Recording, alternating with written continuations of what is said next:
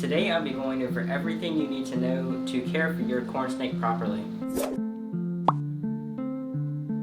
So I've made videos on little bits of corn snake care, but I've never done just everything. So this is going to be a complete guide with everything that I do to keep my corn snake healthy and do everything that it needs. So this is going to be a bit longer video, but it's going to have a ton of information that is hopefully helpful to you for buying and caring for a corn snake with just everything. So here's everything that you're gonna need. You're gonna need just about all of this, but certain things are optional and certain things you need to pick from. There's basic stuff like a tank. So depending on how old your corn snake is when you buy it, if you're buying a newborn, you can keep it in something much smaller. So that could be a 10-gallon tank or even a 5-gallon tank, where you're gonna need to quickly upgrade it. So you can just go ahead and buy a 20-gallon, that should work. They're not too expensive. This is a 20-gallon long, which you're gonna want because corn snakes are going to want to live mostly on the ground. And then you're going to need a top for this, which you can also get. They usually come with them, but not always. Next, you're also going to need a water bowl, which I'll talk about later, and a hide, which I'll also talk about later, and then a heat pad, but that's a separate part. I've already put the heat pad on, but like I said, I'll get to that soon. You're also going to need bedding and a couple of the extra things. So it's pretty simple and not too expensive. You do want to make sure you can afford all these things, but it's not very much compared to a lot of other animals, so it shouldn't be too hard to get. So everything I'm going to be talking about is on the corn snake care sheet. So if you go to GoHerping.com/cornsnakes, you can see everything that I'll be talking about just written out along with this video, because I'm going to be adding more care guides to the site along with the channel. So firstly, corn snakes. They're not very expensive to get. They're really common. You can find them just about anywhere. You can go to breeders, you can buy them online, or you can go to expos, and you can also adopt them and find them from rescue places. But we can go ahead and get into the setup. So like I said, a 20-gallon tank. The first thing you're going to want to do is make sure it's clean. So I just cleaned this one out. There's a crack in the bottom, but I taped it up really well so it won't scratch them or anything. And then there's the heat pad. So you want to get a heat pad that fits the size of the tank. It'll say what size tanks is for. So this is works for a 20-gallon. So some stick on and some slide under. Because this one's already stuck on, I can't take it off. But it's simple, just follow the instructions on it. So once you have your heat pad on, if it's a stickable one, you can't move it. The slidable ones you can move, but it's best to put it to one side of the tank, which I'll get to later. And then the next thing you need to do is use bedding. You have a couple options. You can use an actual different types of bedding, like right here. This is Forest Floor made by ZooMed, which is my favorite right now. You can also do things like these aspen chips. You can also use different types of beddings, and if you don't want to use an actual bedding, you can even use paper towel or newspaper. Just remember to always avoid sand. I can talk about that more later, but sand can be extremely dangerous to reptiles for many reasons.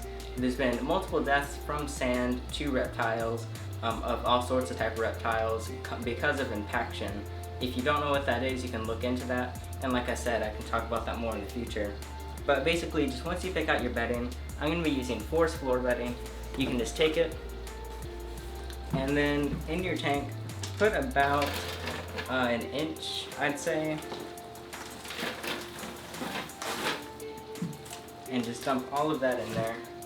Or not all of it, but however much you need. So it looks like this is going to be enough. Yeah, this is enough. So this is about an inch of it, which allows the snake to kind of bury in it a little bit so it can stay warmer, or just kind of hide if it's feeling nervous. And it also uses bedding to shed. You also need space between the heat pad and the bedding. So belly heat is extremely important with a lot of reptiles, and I believe that's also the case with snakes, in my opinion.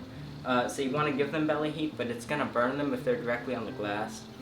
So if you are using paper towel or reptile carpet or something, make sure it's just not too hot to the touch, to make sure your snake doesn't burn itself. So next, there's a hide. You want a hide that the snake will be able to fit its whole body under easily. So my favorites to use, which I use for just about all my animals, are this one's fake, but there's also real wood ones where it's like a half of a stump, tree stump, or just a tree, because it's easy for them to get in and out of this. You don't have to worry about them getting stuck like some of the ones that just have openings. You can also see them under here, but they feel really comfortable. It's best to put this over the heat pad. So I just put mine all the way up against the wall so the snake can just sit up in there, and it has that glass there to make it feel a little more comfortable. And because it's over the heat pad, it can go under there and stay warm. At the same time, it can also kind of get out of the way of the heat pad, but it can hide in other places in your tank. Next is a water bowl. So there's a bit more to this, but basically the rule that I kind of use and always tell people is you want a bowl that your snake can fit in and soak in completely. So it's big enough for them to soak in and get in, but small enough for them to not get stuck in here. So this is a good size for a corn snake. This one's by Exoterra, and it's been working really well. So it's also heavy, so it's not going to knock this over or spill it. But what you're going to go ahead and do is don't put this over the heat pad. It's best to put it to the opposite side of the tank.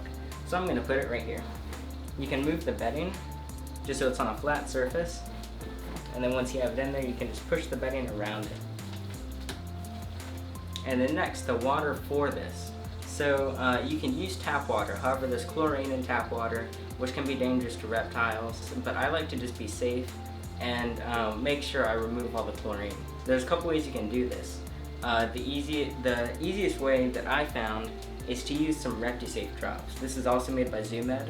You put a certain number of drops in based on how much water you have, and you just follow the instructions on here, and it'll remove the chlorine right then and there.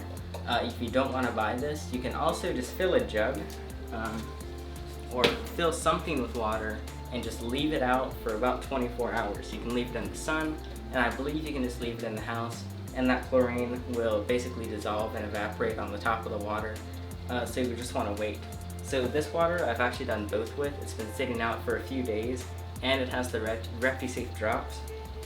So I'm going to go ahead and fill the water bowl.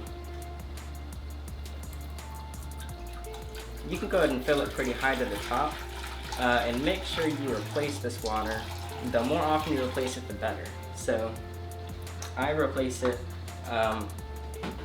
so it's not going to hurt to replace it daily. I do my best to replace all of the waters in my tanks about every other day or every 2 or 3 days. But if there's ever any bedding that gets in there, or the animal's poop that gets in there, you should definitely clean it out as you see it and replace all the water and wipe the bowl. Because water is so important and it can easily become contaminated, so keep it as clean as possible.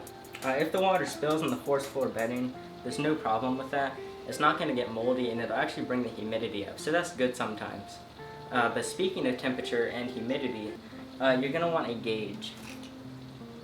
So corn snakes are actually fine with the humidity of just your normal house. I believe that's about like 30% or something. It might be less, but whatever it is, it's fine. You do, however, want to be able to gauge the temperature. So I have the temperature thingy right here, and this one's just a cheap small one, but it works just fine. How this one works is there's a sticky piece of Velcro, more Velcro here. You just stick it on. Do your best to put this about in the middle of the tank, like just the middle of everything, so that it gets kind of the average warmth and stuff, so that it can measure it appropriately. But I'm going to get to warmth just a little bit later. First, I'll just finish setting this up. Okay, then there's also the top, which I have right here. You want to keep this top on at all times, of course, while you're not watching your snake. And some tops just kind of lift off, and colubrids and other types of snakes can be pretty strong, so they can just push the tops off. So if you have one of these, you might want to lay some weights on it or clip them with something. But since this one's a slide-in one that latches, I don't have to worry about that. Now the next thing, there's kind of some debates about on whether corn snakes should have lighting or not. So this is a heat lamp that I have, and I have one of those curly sort of bulbs in here because it doesn't let off heat. What you need to do is get your corn snake's tank the appropriate temperature. So you want the hottest side of the tank, which I usually do near the hide. You want the hottest side to be around 85, 86 degrees Fahrenheit. I'm not sure what that is in Celsius, but that's the hottest side so that they can go over there and stay warm if they need to. The coolest side can just be the same temperature as your house, so that can be like low 70s, or just about 70 can be the cool side. So then there's a range of temperatures in here. It's not that hard to do, because you have that heat pad, that helps a little bit, and you can use a heat lamp with lighting. Some people say corn snakes shouldn't have lighting. I don't see anything wrong with it, and you definitely need some sort of light. You don't want to just like have your tank in some dark room, because you want your snake to know when it's daytime and nighttime. So because my room's on the hotter side, I don't actually need heat from a heat lamp, which is why I have one of these curly bulbs in here, and I've seen they work just fine with it. And so this one's a clip-on one, so what I do is I just clip it on and then lash the tank over it. If you don't have a clip for your heat lamp, you can just lay it on, but you don't want it to be too hot. So make sure you follow the instructions on here. Generally something like a 40 watt bulb will work if it's a bit cooler in your house to get it to 85 or 86. You can just move this thermostat over to make sure it's at that appropriate temperature.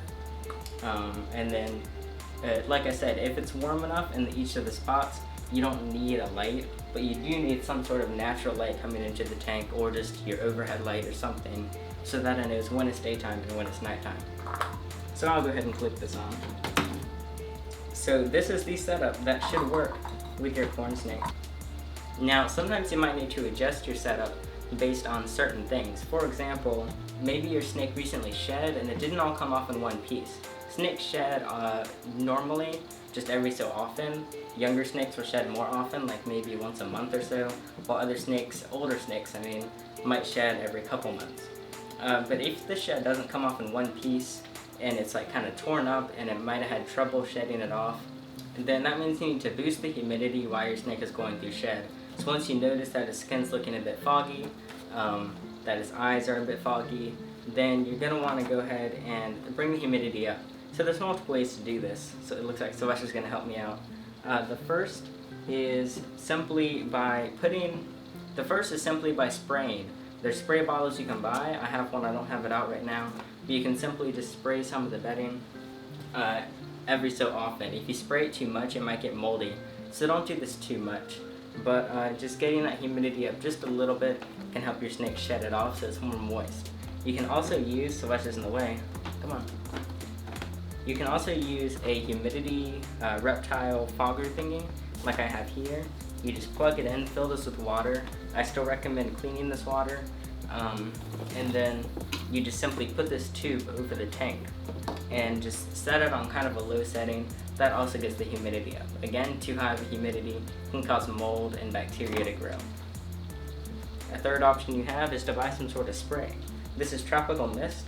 Some animals need this all the time, but corn snakes only need it when they're shedding. So if you see them shedding, you can just shake this up and then spray it in their tank.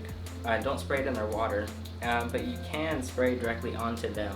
Not too much, just a couple quick spray like mistings, and then do the bedding of the tank and maybe the hide, and that also gets humidity up.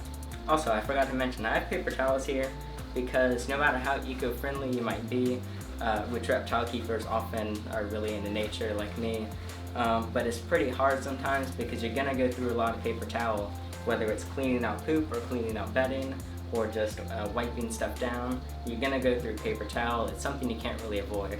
So just remember to have some paper towel. Okay, so now I'll go ahead and show you some stuff with the snake. I don't know if you have a corn snake yet or not, but hopefully you don't if you're watching this. Maybe you're watching this just to get some tips, but if you're watching this before you get your corn snake, and you have a corn snake you want or you don't know yet, here's some stuff to remember with it. I'll go get it. So here's Gobi, my corn snake, and this is his setup. So some things, like for example handling and picking up your snakes. When your snake is in an enclosure, you're going to want to be careful while handling it, because if it's a top opening enclosure, you're going to be reaching down, and snakes' main predator, or one of their main predators, is birds. So if a bird, like a bird of prey, is swooping down to grab it, that's what they see as a threat. So you want to be careful with that. Also, something to mention is when you first get your snake, you shouldn't handle it for a couple of days just so it can get used to its new environment. But you want to just like slowly go down to handle your snake, and make sure you're calm while doing it, and then chances are the snake will be more calm.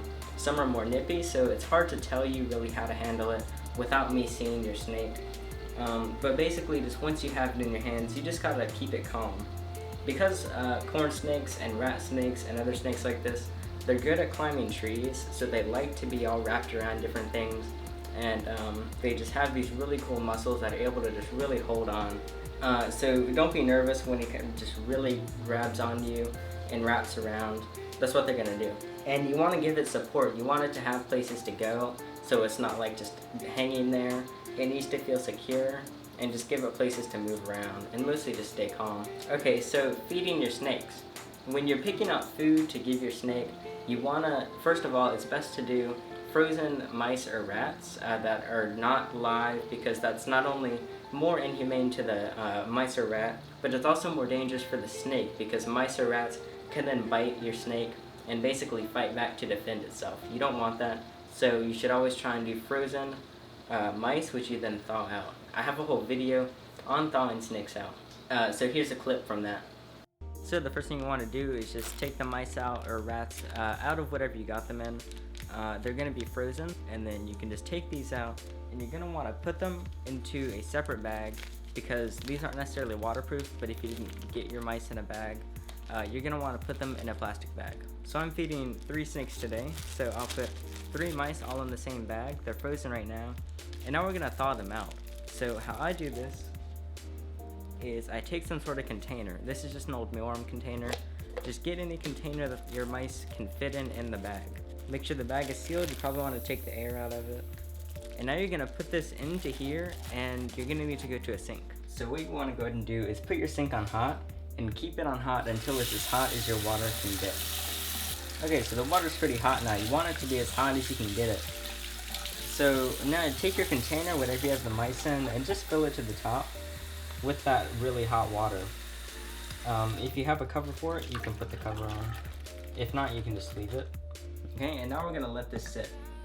Okay, now you want the rest to sit, or mice to sit in this water in the container for about 15 minutes. Halfway through, you can just go ahead and make sure the water's still hot. If not, you can just pour it out, get more hot water, and replace it. So what this does is it simply warms the mice up. And the reason you don't want to put them just directly into the water and in a bag is because the snakes can use the smell and taste of that rat to sense it where it is. But if it's in water, then all that smell might get removed. So it's best to put it in a bag and then in a container with the water. Also, what some people do is they might put their mice in the microwave. This is just kind of gross for one thing. You can do it, but you might end up burning or almost cooking your mice, and you don't want this to happen, because then the snakes won't eat it, and it's just really gross. It smells bad. Just use hot water, it's the easiest. So I can go ahead and take them out of the bag. I'm just going to put them on a piece of paper towel. You might want to handle them with snake tongs now, but you can also just grab them by the tail.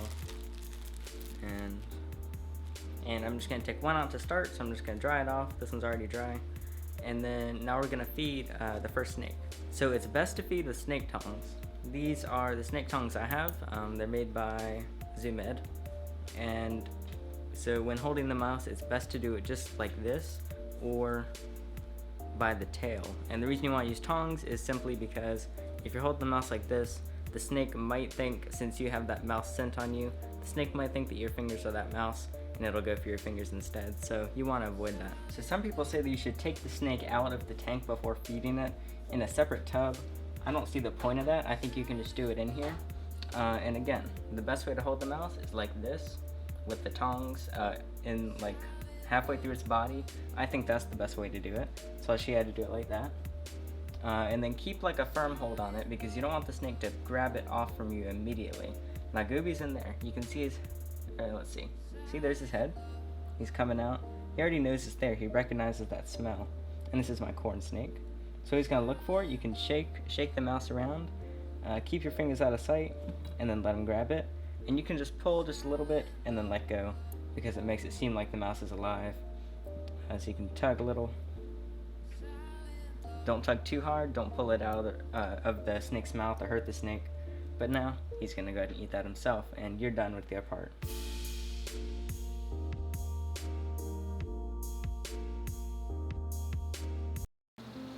So to pick the mouse or rat out that's the right size for your snake, the general rule to follow is you look at his belly, main belly area, which is right about the middle, and you want to get something that's about 1.5 times that size So after it eats, you're gonna probably see a bulge in its stomach, which is normal. Snakes, they have jaws that disconnect so they can take pretty big prey. Celeste really wants to see Goby. So don't worry if it's too big. You don't want to go too big. You want to make sure it is small enough. Snakes won't take food that's too big. But then if you have something that's just a little bigger than its main belly, then you can feed your snake about once a week. Sometimes if it's a bit smaller food, you might want to do, don't worry, I'm watching him. You might want to do every 5 or 6 days, and if it's eating larger food, you might want to feed it like every 8 or 9 days. If you recently got your snake, you're not going to want to handle it for about 24 hours after feeding it because it needs to digest. Sometimes snakes will regurgitate their food if they get nervous, and that's not only kind of just a waste of a mouse, but it can be pretty dangerous to the animal. So make sure you wait about 24 hours to be safe. Goby, I just fed him last night, so it's been more like 10 or 12 hours, but because I've had him longer, he's more used to me, so I don't need to worry about it. So yeah, I'm going to go ahead and stick him in this enclosure.